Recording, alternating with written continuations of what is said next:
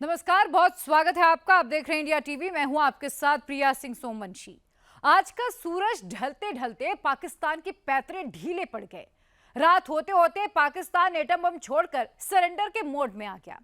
पाकिस्तान का जो मंत्री कल तक एटम बम कर रहा था, आज ये कहने लगा कि हम लड़ना ही नहीं चाहते। पाकिस्तान का जो मंत्री कल तक जन्मों की दुश्मनी वाले बातें कर रहा था, आज उसकी फ्रीक्वेंसी एकदम से बदल गई। अचानक दोस्ती की बातें करने लगा। दरअसल पीएम मोदी ने आज शाम को एक स्पेशल ऑर्डर निकाला है। पाकिस्तान में ये सब कुछ जो हो रहा है, मोदी के उसी ऑर्डर के डर का ही असर है। पाकिस्तान में आज इस डर का सीधा प्रसारण कैसे हुआ, इस रिपोर्ट के जरिए हम आपको दिखा रहे हैं। पीएम मोदी के साथ रक्षा मंत्री, NSA, chief of defence staff और तीनों सेनाओं के प्रमुख। मौजूदा माहौल में मीटिंग्स तो बहुत हुई, लेकिन पीएम से तीनों सेनाओं के प्रमुख पहली बार मिले। क्या पाकिस्तान पर अंतिम फैसला हो गया? मोदी खामोश नहीं रहेंगे, घर में घुसकर मारेंगे। तब पाकिस्तान क्या करेगा?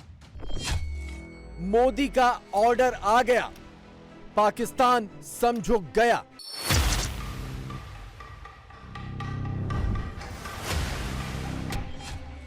मंगलवार शाम को पीएम आवास पर हुई सबसे बड़ी मीटिंग से सबसे बड़ी खबर आ गई है।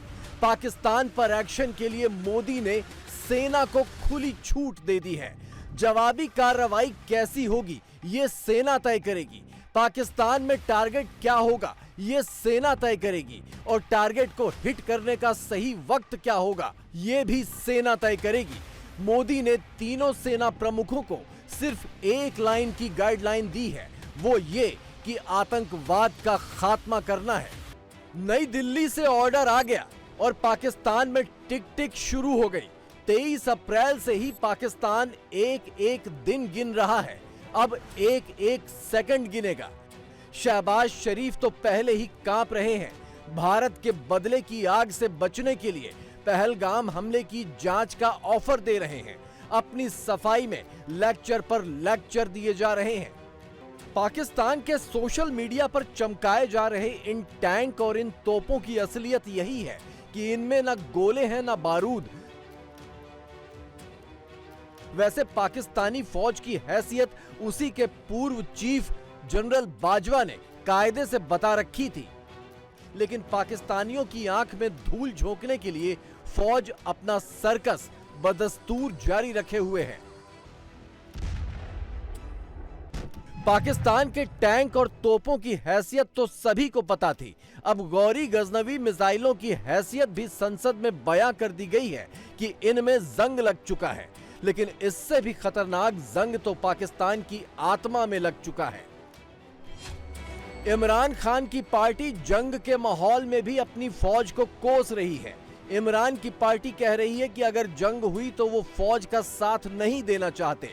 ये भी कहा जा रहा है कि अगर बस चले तो जनरलों को बॉर्डर पर फेंक दें और जंग के बहाने अपने साथ हुए फौज के जुल्मों का हिसाब पूरा कर लें। पाकिस्तान की सड़कें हो या पाकिस्तान की संसद हो, बिना मोदी का नाम जपे पाकिस्तानियों का दिन पूरा नहीं होता। जब पाकिस्तान के सिर पर तलवार लटकी हो, तब मोदी का नाम का रट्टा और भी लाजमी हो जाता है। भारत की तीनों सेनाओं को मोदी का ऑर्डर मिलने के बाद तो चारों ओर पैनिक ही पैनिक है। पाकिस्तान अपनी विदेश नीति से लेकर डिप्लोमेसी और आतंक नीति सबके नाम पर सिर ढूंढ रहा है। हालात बड़े विकट हैं। एक तरफ हिंदुस्तान है, पूरा मुल्क पीएम मोदी की अगुवाई में एकजुट खड़ा है, पहलगाम का बदला लेने की शपथ ले रहा है। दूसरी तरफ पाकिस्तान है, जहां शरीफ कुनबा अलग है, भुट्टो का कुनबा अलग, पाकिस्तान की आवाम अलग और फौज अलग। जंग के नाम पर हर तरफ से एकजुट होने की अपीलें जरूर की जा रही हैं, लेकिन कोई सुनने वाला नहीं है। फौज के लिए नवाज शरीफ की बेटी भावुक अपीलें जारी कर रही हैं, लेकिन इमरान खान के हाथ तो मौका लग गया है। उनकी पार्टी पाकिस्तानियों को याद दिला रही है कि किस तरह उनके घरों की महिलाओं को पीटा गया, घसीटा गया और सब कुछ फौज के इशारे पर ही किया गया। भारत से जंग की आशंका के बीच पाकिस्तान में हर कोई मौका ढूंढ रहा है। बलोचों ने पाकिस्तानी फौजियों को चुन चुन कर उड़ाना शुरू कर दिया है, अपनी आजादी का रास्ता बनाना शुरू कर दिया है। तो खैबर पख्तूनख्वा में डेरा जमाए तालिबानियों ने भी पाकिस्तान पर शरिया नाफिज करने के अपने इरादे को अंजाम पहुंचाना शुरू कर दिया है। घर के अंदर मचे इस घमासान के बीच पाकिस्तान बाहर से बरसने वाली आफत की आहटें गिन रहा है। पाकिस्तान में जितनी ज्यादा चीखें और चिल्लाहटें हैं, भारत में उतनी ही खामोशी है। ना कोई बेसिर पैर की बात है, ना चीख पुकार है, लेकिन इस खामोशी से भी पाकिस्तान खौफ खा रहा है। पाकिस्तान को पता है कि भारत की जवाबी कार्रवाई के बाद अगर वो युद्ध के लिए कूदा तो फिर वापस लौटने का उसे मौका नहीं मिलेगा और मैदान में जमे रहने की उसकी हैसियत नहीं।